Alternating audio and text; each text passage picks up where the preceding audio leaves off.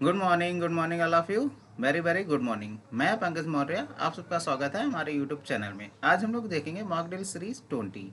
इससे पहले mock drill 19 हो चुकी है। जिसने भी वीडियोज ना देखी हो चैनल पर जाके देख लीजिए, जो कि आपके UP TGT, PGT, BPSC, TRF 4.0 के लिए बहुत ज़्यादा क्रूशल होने वाली है। चलिए शुरू करते हैं आज का session. Let's start.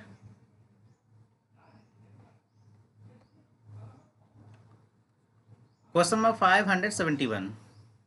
In Dickens travelled to Stratford upon Avon. Charles Dickens ने किस ईयर ट्रेवल किया था स्टेटफोर्ड अपॉन एवन, जो कि विलियम शेक्सपियर का बर्थ प्लेस है? 1829 में, 1830 में, 1835 में या 1838 में?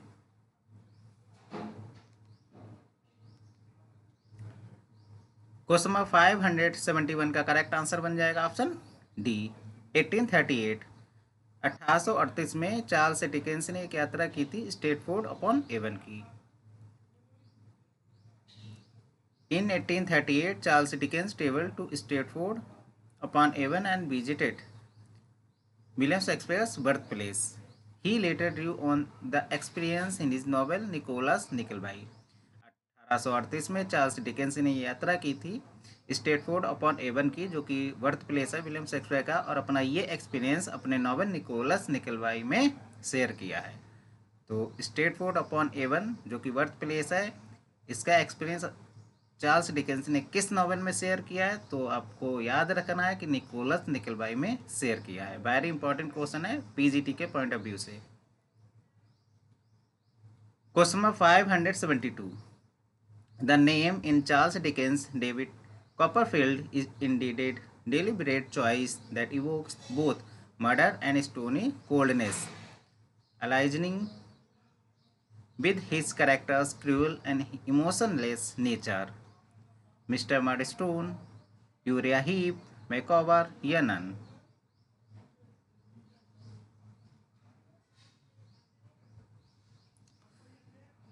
चार्ल्स डिकेंस का नावल है डेविड कॉपरफील्ड। उसमें एक नेम आता है जो दिखाता है मर्डर और स्टोनी कोल्डनेस को।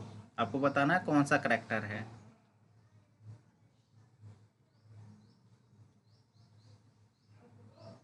इसका करेक्ट आंसर हो जाएगा option A, mister Murdstone. Mister Murdstone ये करेक्टर है, ये दिखा रहा है मर्डर को और स्टोनी कोल्डनेस को। Question number 573। Employ cockney English in many of his works denoting working class Londoners, Dickens, Whitman, Ernest Hemingway या नन?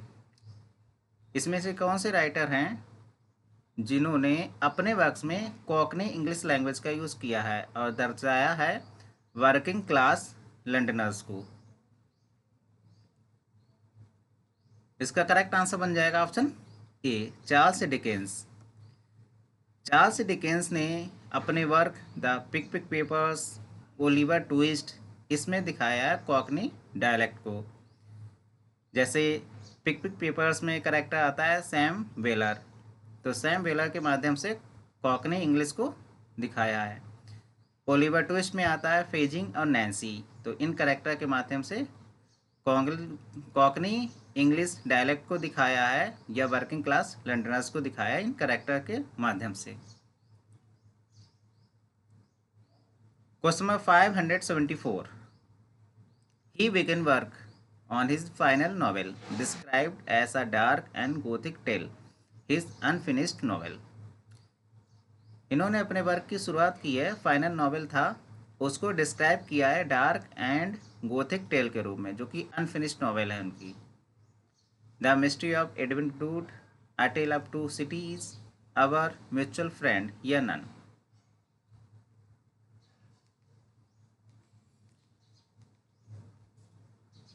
इसका करेक्ट आंसर बन जाएगा option A, the mystery of Edwin Drood. The mystery of Edwin Drood को describe किया है dark and Gothic tell के रूप में। ये अनफिनिश्ड नॉवेल है, फोकस करती है ट्रूट के अंकल जॉन जैस्पर, जो जॉन जैस्पर करेक्टर आता है मिस्ट्री ऑफ एडविन ट्रूट में, ये भी याद रखिएगा, जो कि एक ड्रग एडिक्टेड कोर्ट मास्टर रहते हैं। Question number 575। Dickens did draw upon his experience of the Staplehurst rail crash in 1865 to create the short ghost story. Charles Dickens ने अपना अनुभव किस शॉर्ट स्टोरी में शेयर किया है? एक स्टेपलहर्स्ट रेल क्रैश का। The signal man, a Christmas Carol, the haunted house, the battle of life. इसका करेक्ट आंसर बन जाएगा option A, the signal man में इन्होंने शेयर किया अपना एक्सपीरियंस स्टेपलहर्स्ट रेल क्रैश का। Question number 576 is his best known work of historical fiction that includes the famous opening sentence, "It was the best of time, it was the worst of time"। किस novel की opening इस line के साथ होती है? The mystery of Edwin Drood, a tale of two cities, our mutual friend या none.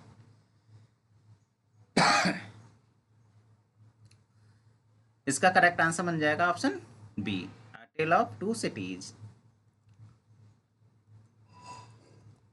Tell of two cities है, इसकी सेटिंग रहती है दो सिटीज में, लंदन और पेरिस, और इसी नॉवल की ओपनिंग होती है it was the best of time, it was the worst of time. इसमें कौन सा फिगर ऑफ स्पीच है? कमेंट बॉक्स में कमेंट करके आप बताइएगा।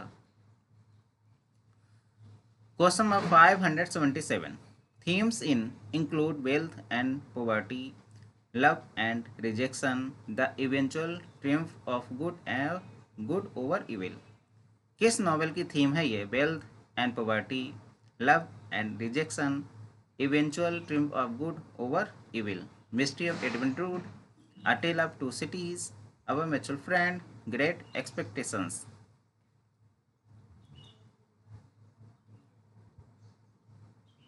इसका करेक्ट आंसर बन जाएगा option D, great expectations. Question number 579 work of Gothic fiction depicting London as a murky city swathed in fog is credited with introducing urban fog to the novel। किस novel में London शहर को एक कोहरे के रूप में दर्शाया गया है? लंदन शहर कोहरे में घिरा हुआ है, इस रूप में दर्शाया गया है किस नॉवेल में? मिस्ट्री ऑफ एडविन ड्रूड में, ब्लिक हाउस में, अवर म्यूचुअल फ्रेंड में, ग्रेट एक्सपेक्टेशंस में।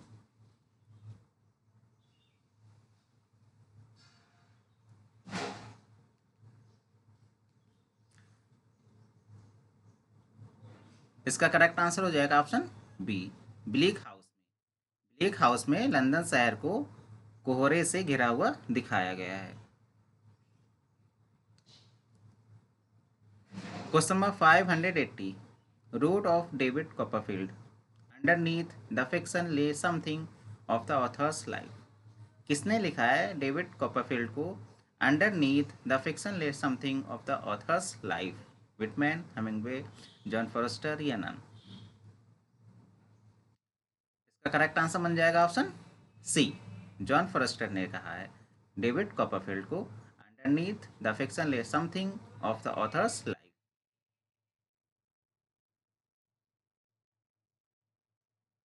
जॉन फॉरेस्टर ने कहा है डेविड कॉपरफील्ड को, अपने चार्ल्स डिकेंस की बायोग्राफी थी लाइफ ऑफ चार्ल्स डिकेंस, तो लाइफ ऑफ चार्ल्स डिकेंस में ही ये बात कही है underneath the fiction lay something of the author's life.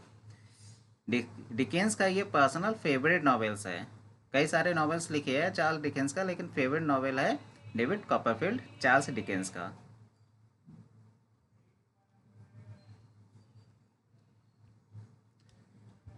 Question number 581 which of the following references does not appear in Dream Children. Dream Children में कौन सा रेफरेंस नहीं दिया गया है? The children in the wood, Robin Redbreast, the 12 Caesars, फोवे।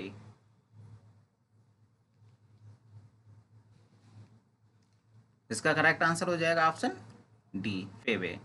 बाकी तीन reference दिए गए हैं, लेकिन फेवे का रेफरेंस ड्रीम चिल्ड्रन में नहीं दिया गया है। The children in the wood, Robin Redbreast and 12 Caesars, ये रेफरेंस ड्रीम चिल्ड्रन में मिलते हैं, लेकिन फेवे का रेफरेंस नहीं मिलता है। Question number 582 the expression I do not love, I can not love, it is not in my nature to love. appears in The Sunshine Cat, A Hot Noon in Malabar, Philosophy Enterprise। किस poem में ये line मिलती है? I do not love, I can not love, it is not in my nature to love.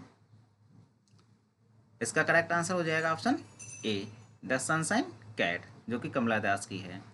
कमला दास की poem है the sunshine cat, जो कि publish हुई थी। इनका कलेक्शन आया था समर इन कलकत्ता इन 1965 में।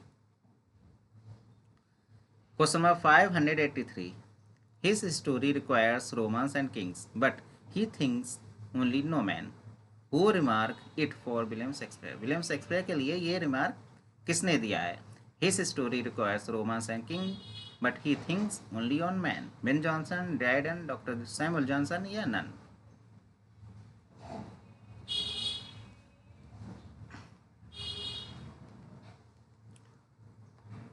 क्वेश्चन नंबर 583 का करेक्ट आंसर हो जाएगा option C, doctor Samuel Johnson. Explanation देखिए, डॉक्टर सैमुअल जॉनसन ने ये कोड लिखा है, his story requires romance and kings but he thinks only no man.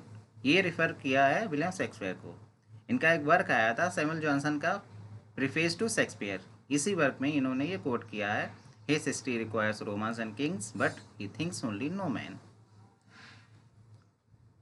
Question number 584, T S. Eliot critical notions, dissociation of sensibility, objective correlatives were derived from। कहाँ से derive किया था dissociation of sensibility and objective correlation? Italian poet से, German critics से, या French writer से, या none. Comment box में कमेंट करके बताइएगा टी.एस. इलियट ने किस एसे में यूज़ किया है डिसोसिएशन ऑफ सेंसिबिलिटी और किस एसे में यूज़ किया ऑब्जेक्टिव कोरिलेटिव को। कमेंट बॉक्स में कमेंट करके बताइएगा। इसका करेक्ट आंसर हो जाएगा ऑप्शन सी, फ्रेंच राइटर्स के डिराइव किया था dissociation of sensibility and objective correlatives. T S. Eliot ने कॉन्सेप्ट जो है dissociation of sensibility and objective correlative ये डिराइव किया था study of French symbolist and metaphysical poetry. इन्होंने स्टडी की थी फ्रेंच सिंबलिस्ट की एंड मेटाफिजिकल पोएट्री की, वहीं से इन्होंने ड्राइव किया है dissociation of sensibility and objective correlative को, particularly the works of Julius Laforgue. जो जूलियस लाफॉर्गी के वर्क है वहाँ से इन्होंने ड्राइव किया है। क्वेश्चन नंबर 585, ओलिवर ट्विस्ट, इसी का अदर नाम है द पेरिस बॉयज प्रोग्रेस। तो ये भी नाम याद रखिएगा, ओलिवर ट्विस्ट को द पेरिस बॉयज प्रोग्रेस के नाम से भी जानते हैं।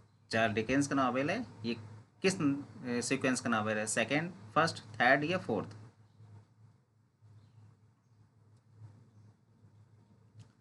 इसका करेक्ट आंसर हो जाएगा ऑप्शन ए, सेकंड नॉवेल है चार्ल्स डिकेंस का ओलिवर ट्विस्ट।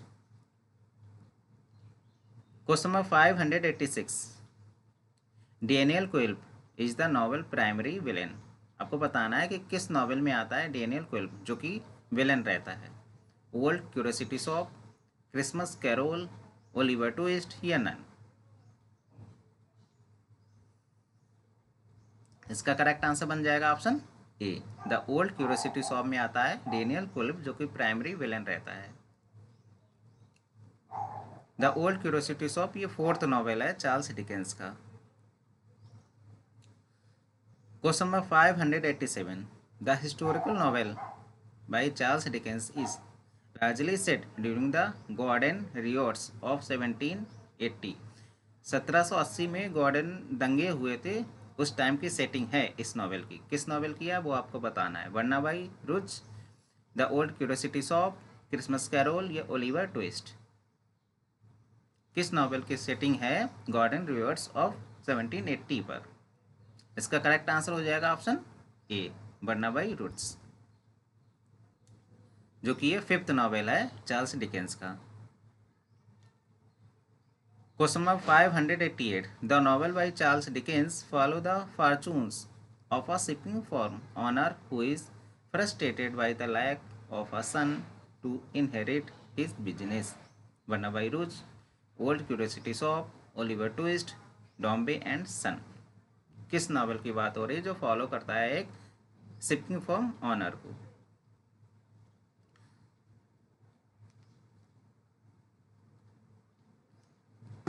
इसका करेक्ट आंसर बन जाएगा option D, Dombey and Son. Dombey and Son ये स्टोरी है पॉल डॉम्बे की, जो कि लिखी गई है चार्ल्स डिकेंस के द्वारा।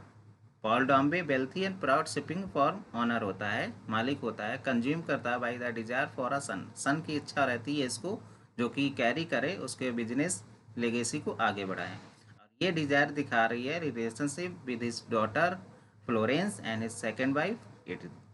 तो आप याद रखिएगा, पॉल डॉम्बे का एक डॉटर रहती है फ्लोरेंस, उसकी वाइफ का नाम होता है Edith. Question number 589, the quote it was his favourite called the triumph of the art of Dickens, ये रिफर कर रही है चार्ल्स डिकेंस के किस नॉवेल को? Barnaby Rudge, Oliver Twist, Dombey and Son, David Copperfield.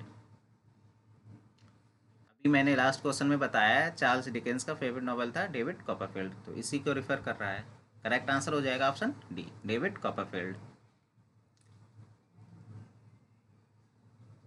Question number 590, which of the following references does not appear in Tennyson Ulysses? Tennyson की poem है Ulysses में कौन सा रेफरेंस नहीं मिलता है?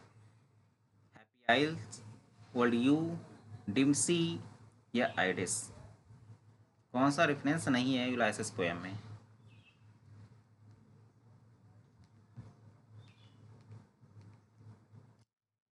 इसका करेक्ट आंसर हो जाएगा ऑप्शन बी, ओल्ड यू। बाकी हैप्पी आइल, डिम सी, हाइडेस, ये सारे रेफरेंस मिलेंगे यूलाइसिस पोएम में, बल्कि ओल्ड यू यूलाइसिस में नहीं आता है। Question number 591, for the world which seems to lie before us like a land of dreams is taken from a poem by. ये पोएम की लाइन है, ये पोएम किसके द्वारा लिखी गई है आपको बताना है। Matthew Arnold, Tennyson, John Keats, P B शैली।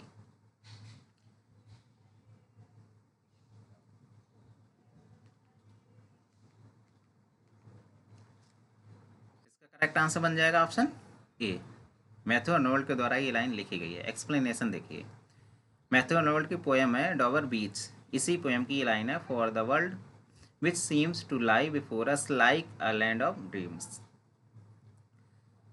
Question number 592. In Night of Scorpion, the narrator's father is mentioned not as one.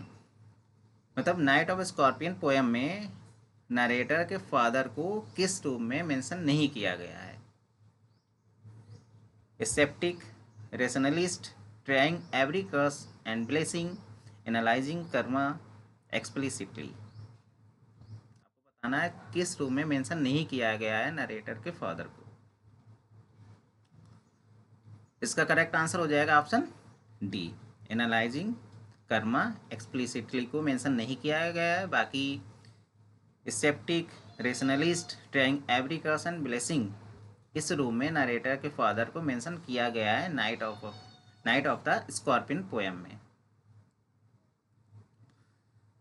Question number 593, in Charles Dickens the character John Jarndyce refer कर रहा है protracted court case Jarndyce as the family curse, यानी एक पारिवारिक अभिशाप के रूप में। किस नॉवेल की बात हो रही है? Bleak House, old curiosity shop, Christmas carol, Oliver Twist. Charles Dickens का कौन सा नॉवल है जिसमें एक करेक्टर आता है जॉन जॉन्डाइस? ये रिफर कर रहा है कोर्ट से केस को, और उस कोर्ट केस का नाम होता है जॉन्डाइस, और इस केस को रिफर किया गया है एक फैमिली कर्स के रूप में। इसका करेक्ट आंसर हो जाएगा ऑप्शन ए, ब्लीक हाउस। तो ब्लीक हाउस में ही केस आता है जॉन्डाइस, और इसी केस को रिफर किया गया है एक फैमिली कर्स के रूप में, एक पारिवारिक अभिशाप के रूप में। Question number 594, the story is set in the fictitious Victorian industrial Coketown, मतलब किस नॉवेल की सेटिंग कोकटाउन में हुई है? Bleak house, hard times, Christmas carol, Oliver Twist.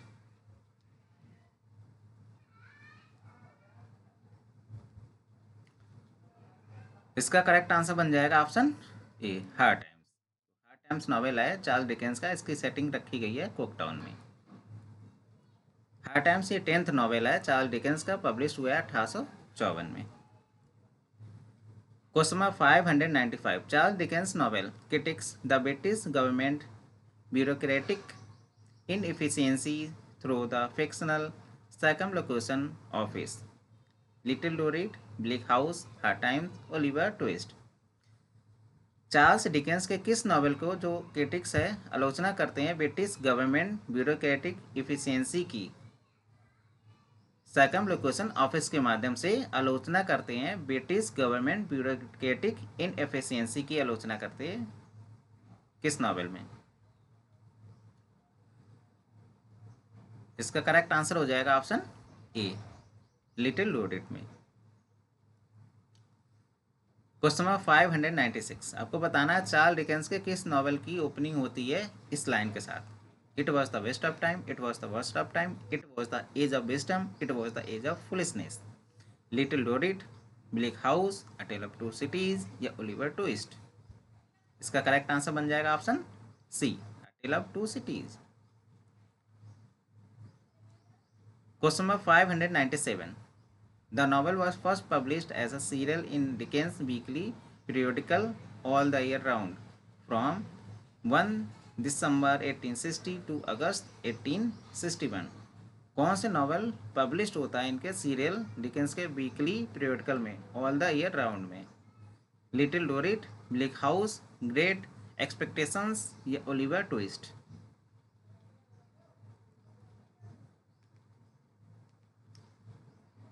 इसका करेक्ट आंसर बन जाएगा ऑप्शन सी, ग्रेट एक्सपेक्टेशंस। ये पब्लिश हुआ था ऑल द ईयर राउंड में।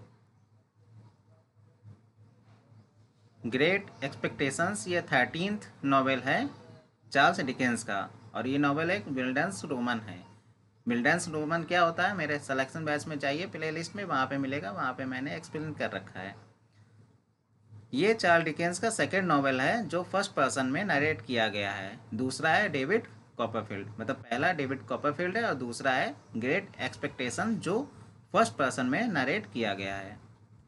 चैपमैन और हॉल इसके पब्लिशर हैं, 3 वॉल्यूम में पब्लिश करवाया था इस वर्क को और इसकी सेटिंग रखी गई है केंट एंड लंदन में। Question number 598, George Bernard Shaw praise Charles Dickens' novel describing it as all of one piece and consistently truthful। जीवी शॉ ने चार्ल्स डिकेंस की किस नॉवेल की प्रशंसा किया और कहा है all of one piece and consistently truthful? Little Dorrit, Bleak house, great expectations, Oliver Twist. Very important question है पीजीटी के पॉइंट ऑफ व्यू से। इसका करेक्ट आंसर हो जाएगा ऑप्शन सी, ग्रेट एक्सपेक्टेशंस को जीवी शॉ ने कहा है all of one piece and consistently truthful. Question number 599, it centres on in the words of critic J Hillis Miller quoting the book's character Bella Wilfer, money money money, what money can make of life. Little Dorrit, Bleak house, great expectations, our mutual friend. ये novel है, ये centre है, एक critic है जे Hillis Miller के words पर। उन्होंने coat किया है इस नॉवेल के करैक्टर को, जो करैक्टर का नाम है बेला बिल्फर, और बेला बिल्फर को ही कहा है money money money, what money can make of life. किस नॉवेल में आती है ये करैक्टर बेला बिल्फर? इसका करेक्ट आंसर हो जाएगा option D, our mutual friend. Our mutual friend में करेक्टर आती है बेला बिल्फर, इसी को रिफर किया गया money money money, what money can make of life. Question number 600, आपको बताना है किस नॉवेल में करेक्टर आता है मिस्टर रिहा। एक जूइश करेक्टर रहता है who works as the public face of Pubsey and company, a company secretly run by mister Fledgeby. ये कंपनी है गुप्त रूप से चलाई जा रही है मिस्टर फ्लेजबाई के द्वारा। मिस्टर रिया एक जूइश करेक्टर रहता है। किस नॉवेल की बात हो रही है? Little Dorrit, Bleak house, great expectations, our mutual friend. इसका करेक्ट आंसर हो जाएगा option D, our mutual friend में करेक्टर आता है मिस्टर रिया, जूइश करेक्टर रहता है और इस कंपनी को जो चला रहा है वो चला रहा है मिस्टर फ्लेजबाई। जो अवर म्यूचुअल फ्रेंड है चार्ल्स डिकेंस का नॉवेल, इसका जो इंस्पिरेशन है मिला है इनको रिचर्ड हेनरी हॉन्स का एसे है डस्ट और अगलीनेस से। आज के लिए बस इतना ही। क्वेश्चंस अगर पसंद आ रहा है चैनल को लाइक शेयर एंड सब्सक्राइब करना ना भूलेगा। Thank you so much.